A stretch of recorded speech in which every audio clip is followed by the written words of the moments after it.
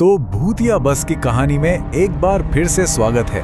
अगर किसी को भी ये लगा था ना कि पिछली बार कहानी खत्म हो गई थी, तो सच कहूं वो बस एक धोखा था।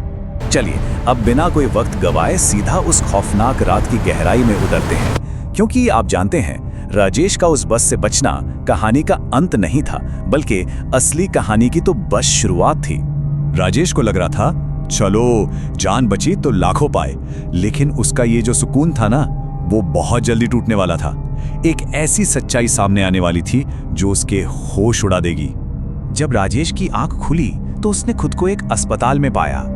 डॉक्टर ने कहा कि वो तो मौत के मुंह से वापस आया। लेकिन सवाल यह है कि क्या वो सच में बच पाया था? घर आकर वो उस रात को, उस डरावने सपने को भूल जाना चाहता था, पर कैसे? उसकी कलाई पर एक ऐसा निशान था जो उसे बार बार उसी खौफनाक बस की याद दिला रहा था। ये क्या है? और पता है, ये कोई मामूली निशान नहीं था। ये एक टिकट जैसा था, एक काला सा धब्बा जिस पर समय हमेशा के लिए रात के 12 बजे पर आकर जैसे जम गया था। अब वो डर, वो खौफ सिर्फ उस सुनसान सड़क तक नहीं रहा, वो राजेश के पीछे पीछे उसके घर के दरवाजे तक आ पहुंचा था। ठीक उसी रात जैसे ही घड़ी में 12 बजे उसके कमरे का दरवाजा अपने आप धीरे धीरे खुलने लगा। एक बर्फीली हवा कमरे में भर गई और दरवाजे की वो चरमराहट उस खामोशी में जैसे चीख रही थी। उसने डरते डरते गलियारे में झांका।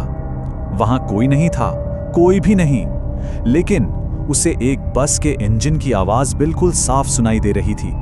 और ये आवाज कहीं और से नहीं, ठीक उसके घर के बाहर से आ रही थी। अब एक तरफ डर था और दूसरी तरफ ये जानने की बेचैनी कि आखिर बाहर है क्या। राजेश ने हिम्मत करके खिड़की से बाहर झांकने का फैसला किया, और जो नज़ारा उसने देखा वो शायद उसकी कल्पना से भी ज्यादा भयानक था। हाँ, वो वही थी, वही पुरानी भूतिया बस। उसकी बत्तियां टिमटिमा रही थी और अंदर वही सफेद आंखों वाले खामोश मुसाफिर उसे घूर रहे थे। यकीन मानिए, वो बस सिर्फ और सिर्फ उसी के लिए आई थी।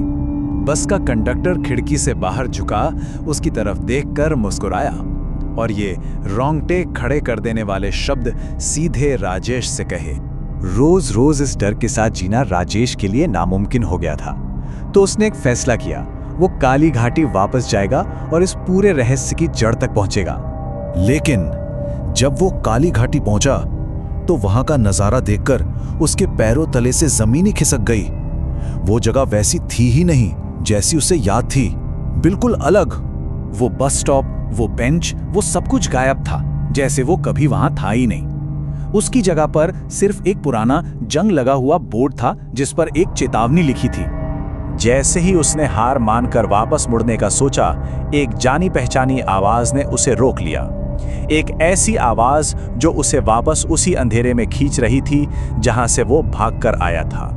जंगल की गहराइयों से एक बस का हॉर्न गूंजा और ऐसा लगा जैसे कोई अनदेखी ताकत राजेश को उस आवाज की ओर खींच रही है।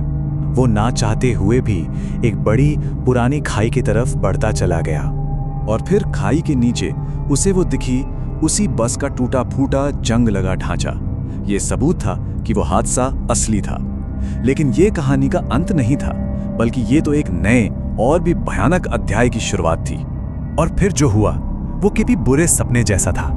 पहले उस मलबे की हेडलाइट्स चली, फिर वो बस अपनी कब्र से धीरे धीरे ऊपर उठने लगी।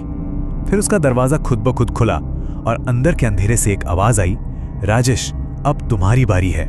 राजेश अब अपनी किस्मत के बिल्कुल सामने खड़ा था। अब उसे समझ आ चुका था कि उसके उस बाकी टिकट का असली मतलब क्या था।